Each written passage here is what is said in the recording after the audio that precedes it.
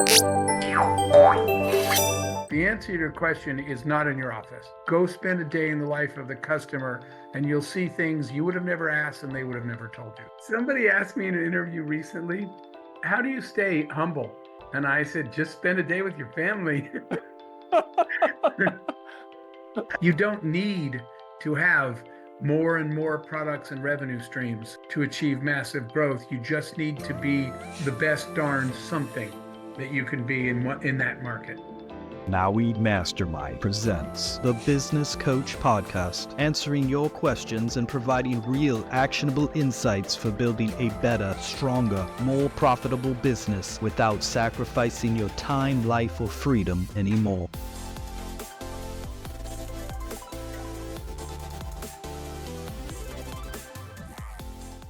Well, welcome to the Business Coach Podcast. I'm your host, David Finkel, and this week I have a real treat in store for you. I have my good friend Jeff Hoffman joining me for this interview. Now, for those of you that know Jeff, his background is phenomenal. He's got a background from scaling and rapidly exiting companies to someone who really has made a difference in his work in philanthropy. Jeff is someone who is my co-author for Scale. He and I work really diligently hard on that book. Both the first edition, the second edition became much easier to update and do that, which we did a couple years ago.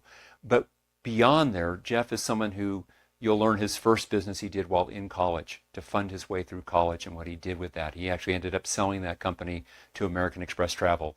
Jeff and his technologists were behind the self-check-in at various airports. Jeff was one of the founding team members for Priceline.com and helped lead them to take that business from zero in sales to over $1 billion in revenue, and to do that in 4 years or less.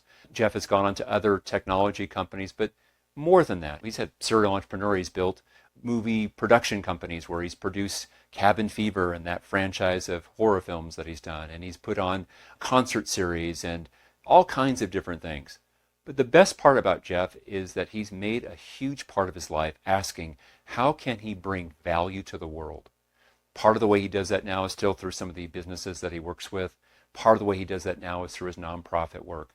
The Global Entrepreneurial Network Initiative is something he does, wherein they're working in over 180 different countries, trying to give back where they can use businesses and helping people start businesses in these countries so that these businesses give them opportunities to care for self and others. It's remarkable.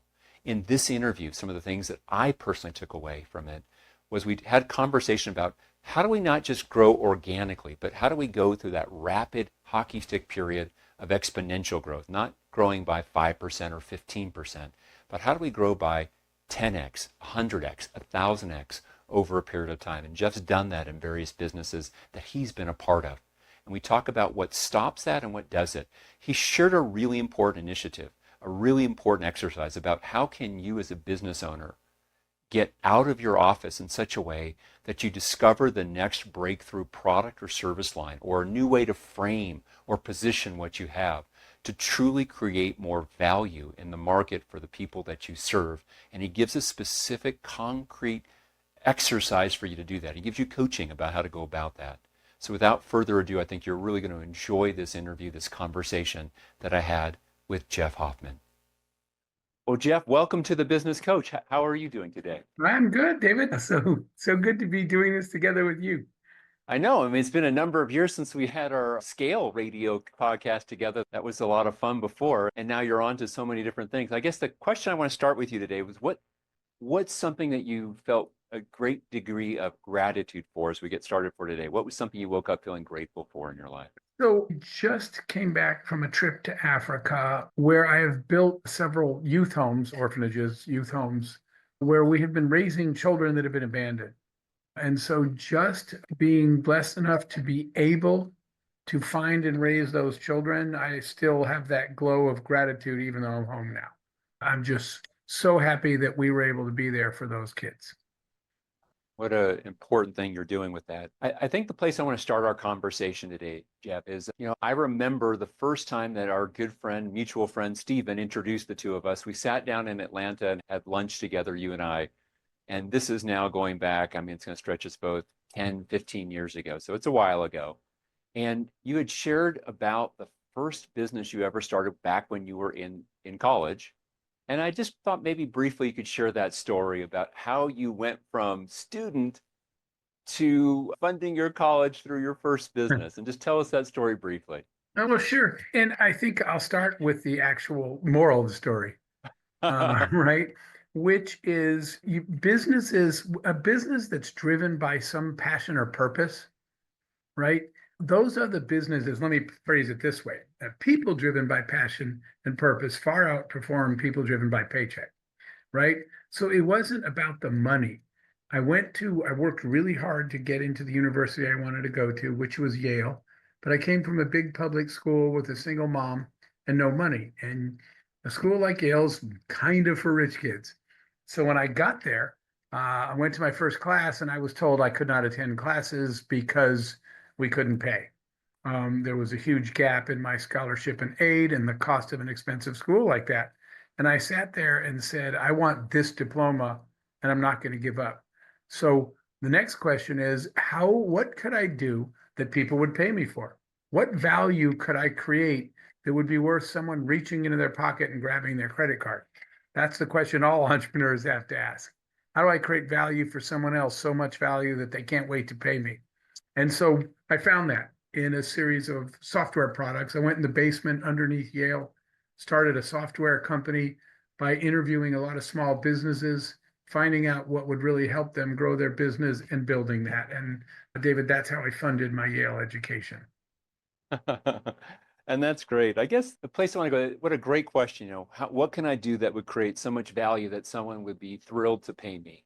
It's a great, great entrepreneurial question. And it's interesting. We talk in the world, so many of our audience are people with existing successful businesses. We almost forget sometimes how many of the other people in the world think about, which is, how can I get a job? How can I do this? I'm curious, what did your world tell you when you started that first one or your next business? Did they say, were they excited for you to do it that way, or they didn't know about it? Or were they saying, Jeff, don't be crazy. This is not the way to go, too Well, risky. What did they tell you? but again, even with no matter how successful your business is today, if your goal is growth, and especially to achieve the question I always get asked, since a few of the startups I was part of turned into multi-billion-dollar companies, people want to know, what did it take to hit that hockey stick, that velocity, super rapid growth? And it's still the same question. Did you create something that suddenly everybody in your market says, wow, I need that and I need it now, how much? Right? And so I always tell people, are you marketing, meaning begging people to buy your product? And I'm going to give you a quick example, David, or are people calling you and saying, please take my credit card because you have created value, no matter how big your business is? The question of how did we achieve fast growth? It's because we created products that the market, as soon as they saw it, they said, we need that now, and everybody wanted it. So for me, that next one really was when we created the kiosks in the airport that you use today when you go check yourself in. And that was one of those cases where airlines and airports are calling me and saying, where do we wire the money? And I was like, the product's not ready. And they said, when will it be ready? And I had to say, will you stop calling me every Friday? Let me finish the product. And they're like, well, please, I just want to buy some. So for people listening, if nobody's like really excited to pay you for something, that's maybe the products you're pushing are fine. You got to the level you got to today. But if you want to hit that 10x, 50x, 100x, and hit that accelerated growth, you need something that everyone in your market can't wait to buy from you. As you say that, what jumps to mind, and I'm sure here is, imagine the person listening to this, he or she, they've got a successful business and it's worked to get them to where they are. It's growing, whether that growth is at 5%, 10%, 20% per year, compounded annual growth rate. But this idea that you bring up about, what is the product or the service or product line or service line that the market is going to say, I want that. Hey, I'm not going to wait, that they're demanding it versus being sold that. Yes, Give some exactly. thoughts about how do we, if we have an existing business, how do we go about uncovering that, discovering that, creating that, revealing that? So great question, David. And I think the answer, and I tell people this all the time, and you and I wrote about it, the answer is not in your office. Sitting in your office trying to figure out what the market and the customer might need next and what they would get excited about is not the way to do it. We had success when we started leaving the office and visiting, spending a day in the life of a customer. And I had one in the consumer side, like during the Priceline days, I would personally sometimes go to grocery stores and just randomly talk to people about their needs, their travel plans, their vacation plans. But even for a business one, VPs of finance were my customer for a business that I had that was doing pretty well. And one day I called a couple of these customers and I said, can I have a couple of my product designers? You have take your kids to work day. I said, can we do take an engineer to work day? And they're like, what? I said, they won't bother you. They're just going to follow you around because I want them to see what a day in your life is like. And I remember the first woman, she's like, I said, do you trust me? She said, I do, Jeff. And I said, then just let me do it. My two engineers were like, we want to write code. We don't really want to follow a finance director around in our company. Well, both sides could not stop talking about it afterwards.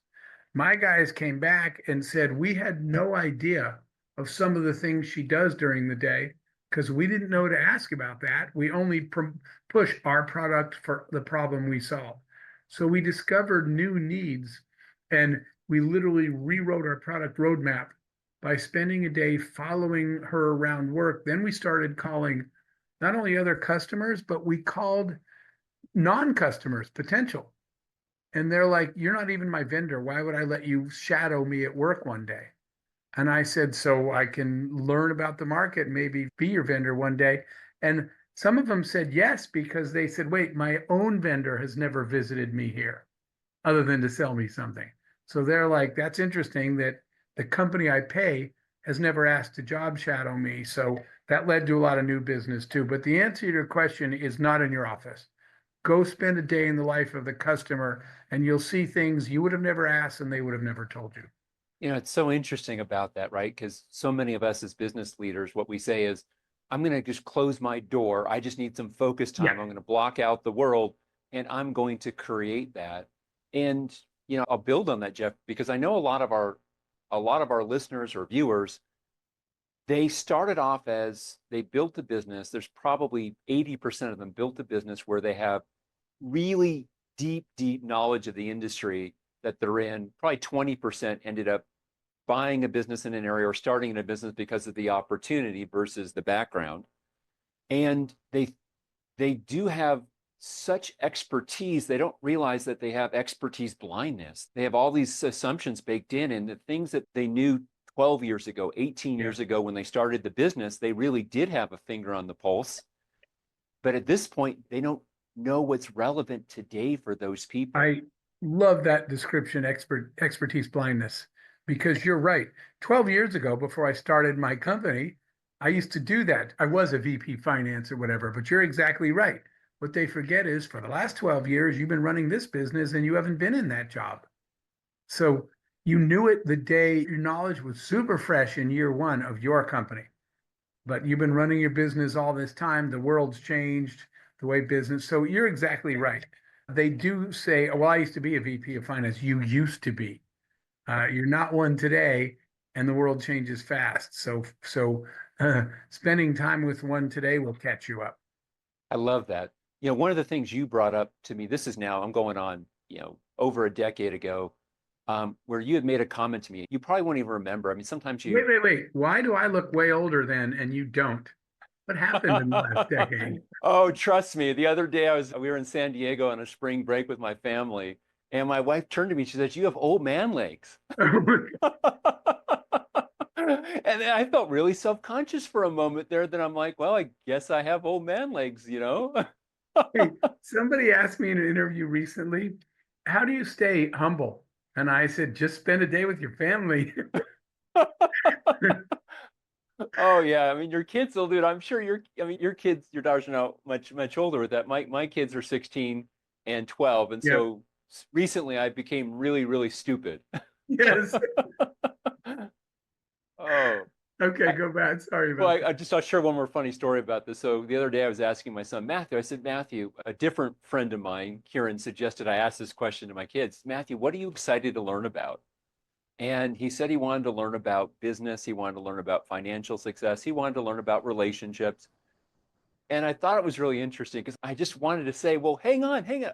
Hey, I want to help with this. And I'm just like sitting on my hands there, just listening. His mom is a world-class psychotherapist, right? The Right. relational side is her strength.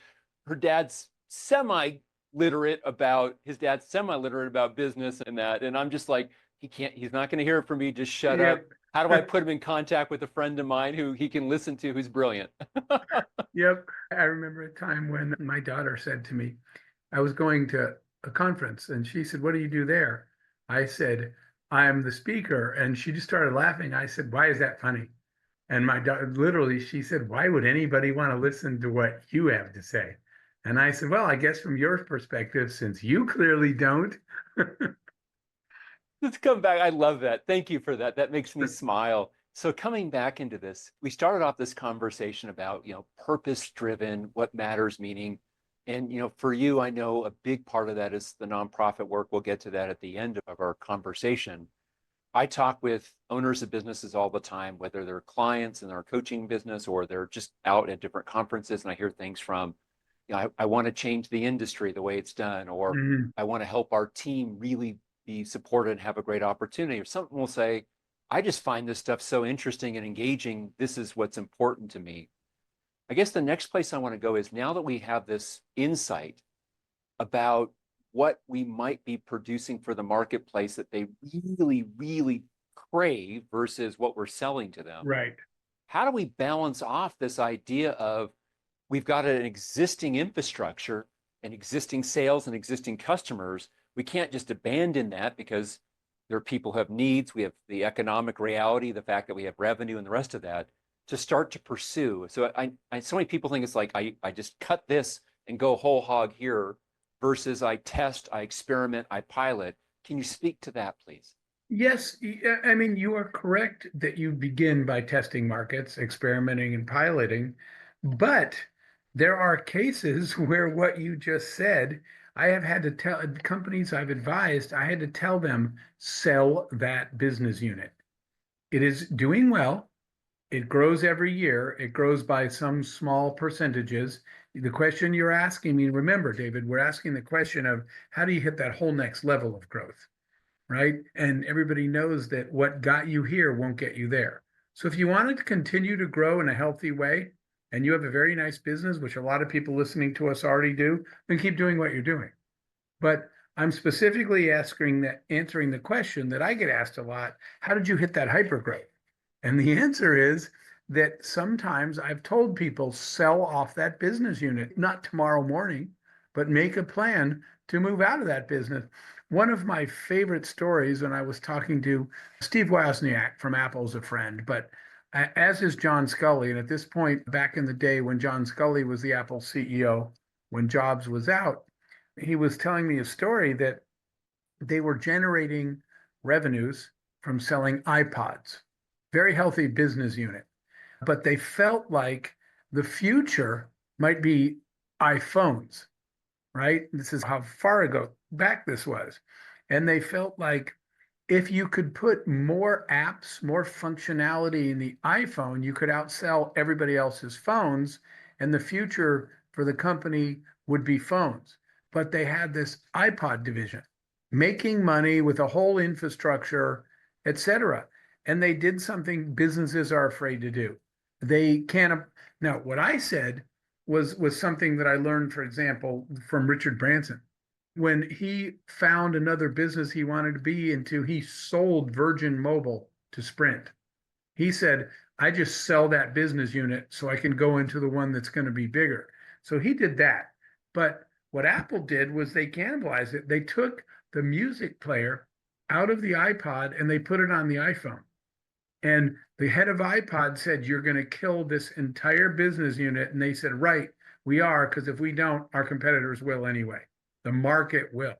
And so they shut down the iPod business unit effectively, moved the music player on the phone, and put all placed all their bets on the product they believed was the future, and they were right. So sometimes you either shutting down a product line of yours, selling it off, but when you can see that there's a product now that could achieve massive growth, you don't want to spend your time 50-50 on the one that's slow organic growth and the one that could give you the $1 billion future, right? Make the transition. I love hearing you say that. One of the things that we often do, or I'll coach a client with, will say, just think about it this way, right? List off the different business units, or list off the key breakdown, the different markets that you could serve. Or there was a design firm that we coached, and we had them list off their different customer types. And I said, look at them grade them 1 to 5 on 4 variables: profitability, durability, dominance, how strongly are you versus competitors in that space, and scalability, that last criteria. Yep. And when you do that, some things become obvious. Some things we should cut or eliminate. Some things we should phase out. Some things we should diversify away. Some things we should go wholeheartedly into, and some things we should coast in. I love what you're saying with that. And that's, again, you and I wrote about this in Scale, but that's where I started using that expression, figure out which is your gold medal product, right? You have 4 healthy business lines, but you know in your heart which one is your gold medal, which is the one that you could really take to the 10X, because it's not everything you're doing. The thing that you're best at, and I learned that lesson from way back when from some people that actually used it to execute. People forget, I used to talk to Jeff Bezos way back when, and people forget that for almost 7 years, he would only sell you a book. He had plans for Amazon to do lots of different products. But the question is, how did Amazon get that big? Not from selling everything, not from the business today. He got big by picking his gold medal. And what he said to me is, books is the thing I know best. And he said, I need to be the best darn bookseller on the planet that's what I'm going to ride to growth. When I get big, I'll do other things. I remember Tony Hsieh telling me that at Zappos. I just want to be the best darn shoe seller before they sold handbags, earrings, or anything else. So we kind of did the same thing back in our day. Our thought was we could sell vacations, cruises, all the stuff. Like many of our listeners right now have a company that's generating revenue from multiple product lines. But the question was, what's our gold medal product? What's the one we know we can crush in the market? And it was hotels. That's the thing we know best. That's what we're best at. And so unlike Amazon, the company, which is both Priceline.com and Booking.com, the same company, the company's the world's largest seller of hotels, and it really only has one product, right? If you watch a Priceline or Booking commercial, we're only trying to sell one thing, hotels, but selling $20 billion a year worth of them in 190 countries. You don't need to have more and more products and revenue streams to achieve massive growth. You just need to be the best darn something that you can be in that market. Hearing you say that, I want to dive into this with you, because it's such a common thing that I see, that as we started the business, we picked up a habit out of desperation or need, which was we went wide because we needed to do whatever we could do to figure out what was profitable and to generate revenue and profit. As we succeeded, we kept that habit of trying to go wide, but yet the most successful businesses have found a way to go narrow. Whether they later go broad again is different. Talk about that for a moment, because I know that's something you've had such experience with. You described it perfectly, David. That is what they did.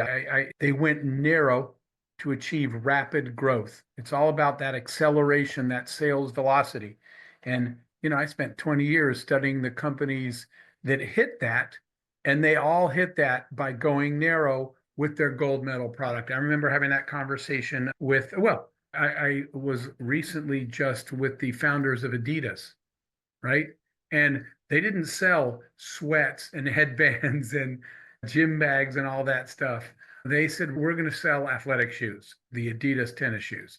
And so they rode the product they knew they were best at for many, many years until they achieved this critical mass before they started expanding. So going narrow with the product you can be, you don't have to be the only, right? Priceline is not the only travel company.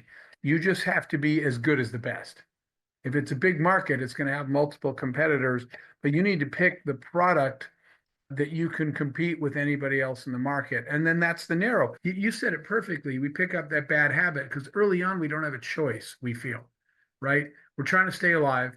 Somebody's willing to pay us for something. Or to your point, we're trying to test a market, which is smart. But once you find the velocity market, let the other ones go. And that's hard to do because every time I'm with business owners, they're like, but we're making some money from that, right? We're like, you're making some money from that, but the real money you're making is on this particular product. And if you took all your people and all your marketing dollars and all your personal as a business owner, the cycles of your own brain, and you put them all like Bezos did on selling books, you'd be getting way bigger, way faster than distributing your time, your money, and your people across 4 products, 3 of which you're okay at, and 1 of which you're really good at. Go narrow. When we look at this, you ask what comes to me is like, why don't more people do that? One, we talked about this habit, and that habit brings with it some fear, right? The fear that if I were to let that go, I would have it hurt. It's interesting, Jeff, when I have a client do that analysis, and I'll share an example, there's a data analytics company we coach, and, successful business. Yet when they did the exercise, invariably their lowest profit customers, matter of fact, their clients that they probably break even at best on, are the 50, 60% of their initial customers that they kept, but they didn't raise pricing on, or they never differentiated themselves with, or they're too broad with them, serving in a way that they're not specializing. And so when they look at this, they say, well, David, we can't take on more work because it's hard to find the right technical people. Yet they're wasting half of their capacity treading water, that if they could just make the courageous move to either convert some of these into better types of customers, or to let go of some of that business and go somewhere else. What else stops people? So we've got fear, we've got habit. What else stops people from doing that? No, you got them. The fear and the habit, and it is generating some revenue, these other products. So they don't want to let go of that revenue, which is a fair concern. But again, that's why I shared the Apple story, right? Courage, I think you used the word, being courageous. They were courageous enough at that time to make that jump. Now, they had some cushion, right? They were already a profitable company. And that's the part I was saying, that's where a lot of that fear comes in. People are going to lose revenue when they do that. So to your point earlier in our conversation, it's not a binary thing. It's not tomorrow morning we cease everything. It's a transition plan, which alleviates that fear and covers that money. You start phasing out of business. You start sourcing or selling your customers to a competitor. So money is still coming in over the transition period. We're not telling you to just drop it overnight and lose all that revenue. And that's the way people think about it. They think it's binary. If I stop doing that, they take the binary view. All of a sudden I have, I don't have that income, et cetera, all those fears. But if they do it in a transition, either put that business up for sale, but you're still servicing it, right? And then you're getting a check if you sell it that covers your loss of revenue, and for enough time for you to double down on the thing that you're really good at, on your selling books. And or you do the transition plan where you're slowly selling off your customers to competitors, where you're getting paid every time any other business will pay you to give them your customers. So it's not the fear can be a little irrational. If I cut off that business, but don't cut it off, transition it out.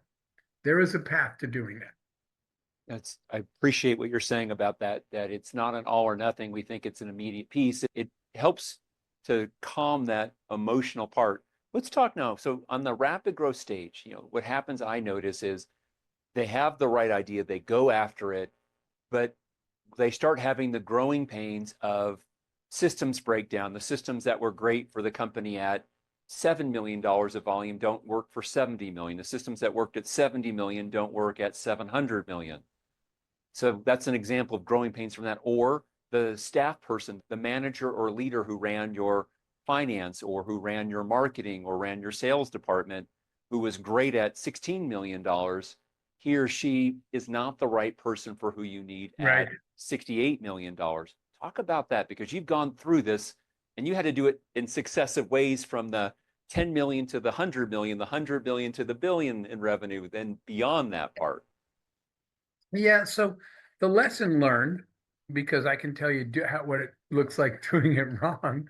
I remember early on in my business owner life where we had a business selling to customers in the US, and then we decided to start expanding our marketing. Let's go North America before we go very international. And on day one, people came to me and said, "We have a big problem." And I said, "What?" And they said, "We can't take Canadian credit cards because the postal code is a different format and our system keeps rejecting it. You need the address." And I was like, "What? Why does it reject it?" And they said, "Because a zip code looks like this. Our database considers a zip code this many characters, but a Canadian postal code has letters and stuff." And we're like this whole conversation that we never thought of. And so all of a sudden, people in Canada were getting really irritated that they picked a product, they got excited, and our payment system kept rejecting the payment. Big, big problem. So the lesson learned, and we did do this super well later at a company like at Priceline, for example, which was to sit down for everyone listening right now and say, what would we have to do? What are all the differences in our business if we decided to go to Europe, if we decided to go to South America? So in Priceline, we literally did these big what if scenarios on a big whiteboard. And we said, for us to go to this country, let's make a list, expand our business of all the things that have to be different, right? We need language translation for all these pages. We need different credit card processors. We need different fraud detection. We need a whole different distribution and delivery system for products out there. We started going through, we need partners in certain countries, our back end data. We have to be able to accept a European credit card. We have to be able to, we just sat down and said, what if our business grew and where would it grow? And then we had somebody go study what are all the things we're gonna, so we don't wake up one morning and find out that now that we're marketing in Canada, that their stuff looks different. And we laid all that out. So then we went to our team and said, that was designing, like we went to our whole development team, and there's database analysts that work there. And we said to them, hey, guess what? One day we're gonna go to Europe.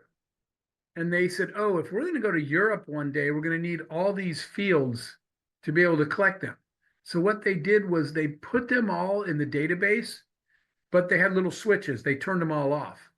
So while we were a US only company, none of that stuff showed. But the day we went to Europe, the data guys said, hang on. And they went flip, flip, flip, a bunch of switches. And they said, now we can take European addresses and credit cards. Last time, when I did this wrong, my data team said we have to rewrite the whole database, which means shutting the business down, porting all the data over, which is very risky and usually fails. I'm like, oh my, this is horrible. The next time, all that stuff was already built into the business because we did the what if scenario. So sit down and with your team and say, what if we achieved international growth? What is it we're going to wish we know now, right? Instead of then. And is there any way to design it into our business slowly now before we actually need it? We did that well after doing it poorly in the past. As I hear you say that, Jeff, I mean, I take from that a couple of things. Number one, what a great experience, that early painful moment of, Canadian credit cards have letters and numbers, and I believe are 6 digits versus our zip codes or whatever. And you took that, and then your next experience, you invested that lesson somewhere else, which requires awareness and requires a perspective, not just to rail against your bad luck, but to learn. I'm also hearing from you that when you think about it in the future, your comment was, what else would we need to be aware of or think about? That requires a certain level of vision in the business to see that hey, someday I see us going to Europe, going to South America. What in your experience limits people's visions when you think about a business owner who just can't see beyond? Like, I'll give a quick example. we've got a client of ours who is building a very successful hospital system in the state of Texas. I've got other clients, he started off as with one medical practice and one office. I've got other clients that what they can see, the limit of their vision is, I've got one dermatology clinic. I can imagine the day I have 3 of these, and that's the boundary of what their vision allows them to accept.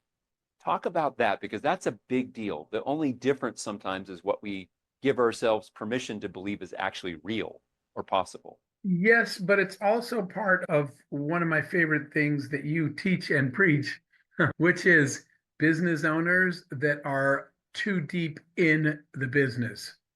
So part of the reason for that is that's typically an owner that is so involved in the daily operations of the business that if you said, hey, let's daydream about Europe, they're like, oh my gosh, I have no time to do that, David. Right? We have so many fires to put out. People are always talking about they're spending their time firefighting because they're so deep in the details of the business. And, I always use that test.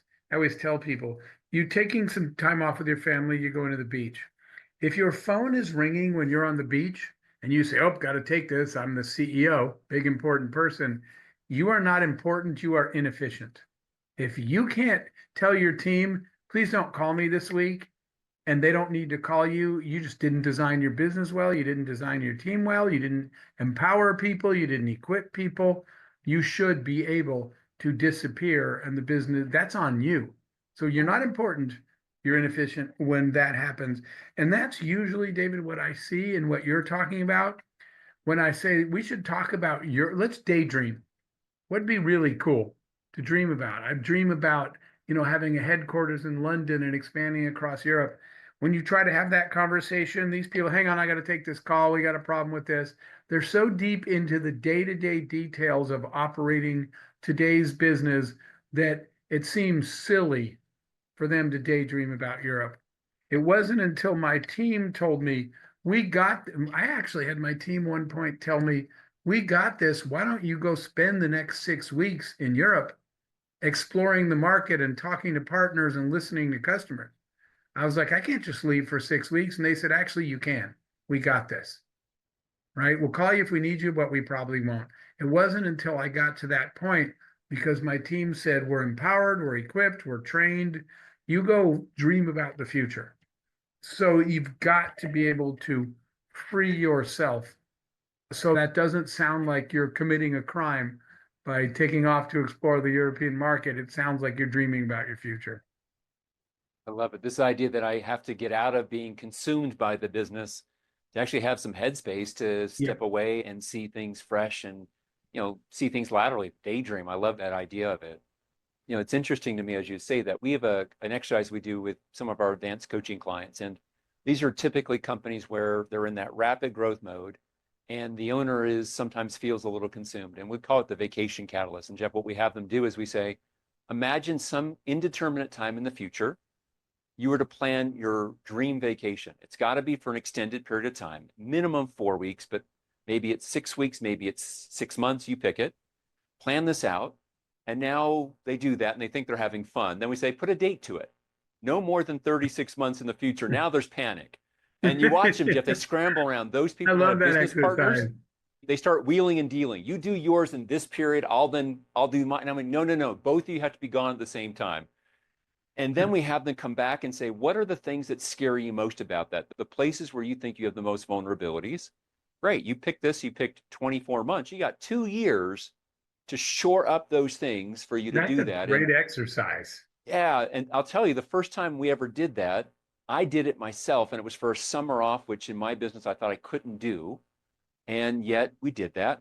The dream trip was to Italy with my family. The dream trip wasn't quite the dream trip. Too many expectations of how my kids would appreciate staying in a beautiful palace, hotel suite, right, looking over the Duomo. And all they cared about there in Florence was not any of that. They just cared about, oh, look, Netflix is on TV.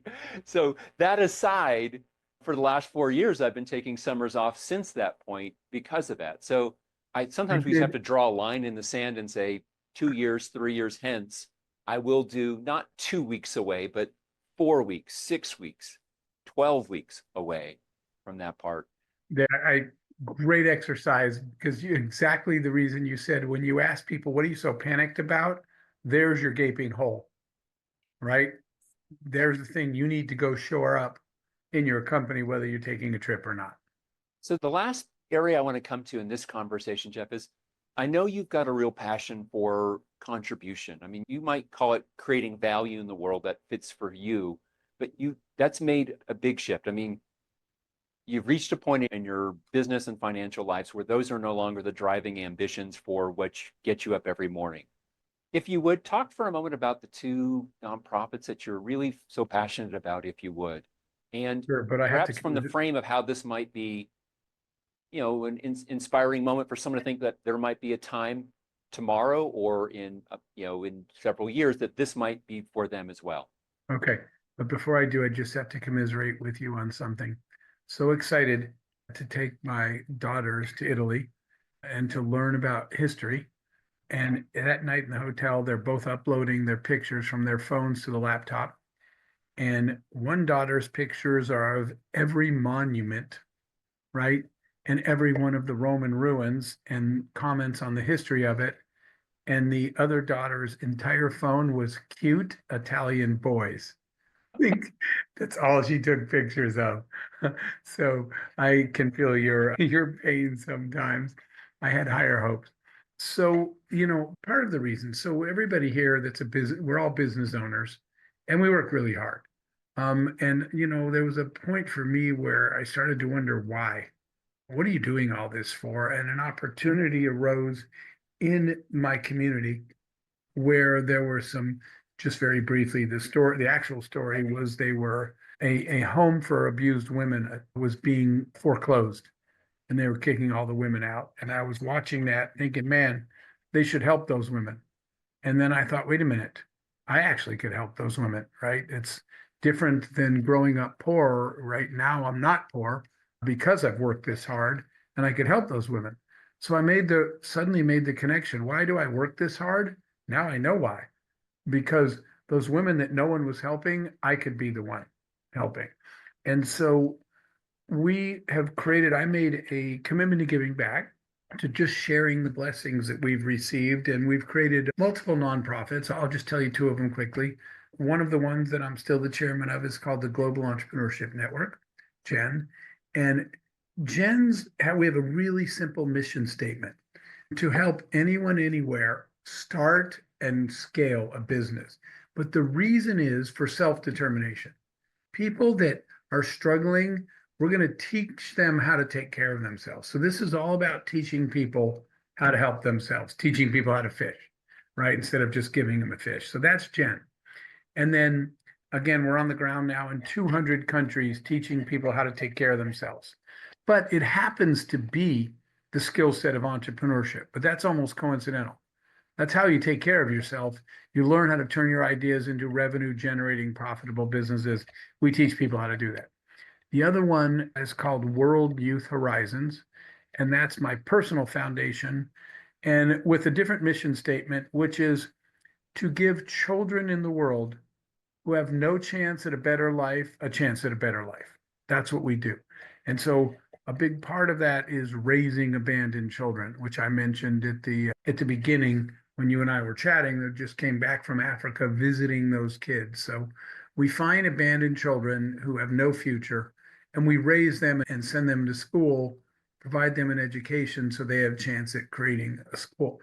What the time I get to spend doing those things makes all the hard work and commitment and stress and all the cost of being a business owner is worth it when you can use your success to change other people's lives. So those are the two nonprofits I focus on. That is fantastic. Jeff, my very last question for you as we end our conversation is, if someone were to take one thing from today's conversation that you and I have had, they get to choose their own, but what's one that you might ask them to consider as their main takeaway from this conversation about rapid growth, rapid scaling? Okay, I'm sorry, repeat that. I want to make sure I got the question. Sure. So to our viewers, listeners, if they were to take one thing out of today's conversation you and I had, what's one thing that you would hope that they would take away from this conversation? I think that several of the points that you and I made and discussed focused around spending less time inside the office involved in the details and more time at a level above the business, i.e., the days we talked about where you're out visiting customers and job shadowing and talking to prospective clients, or the days you're out actually going to Europe to learn how the European market works because your team can handle your business. So I think we had a common thread in there. You're spending too much time. If you're concerned that you're not hitting that rapid growth, it's because you're spreading yourself too thin on lots of little things, which might be too many products to focus on. We also said that, but I think they all have the same thing.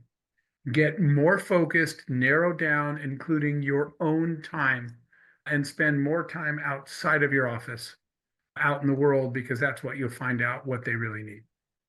Well, Jeff, on behalf of the business coach and the audience at large, I just wanted to say thank you. You created value for us today as a community, and I just want to acknowledge you and say thank you. We so appreciate you joining us today. Thanks for having me, man. I really enjoyed it, as always, conversation with you. Yeah. All right. See everybody next week.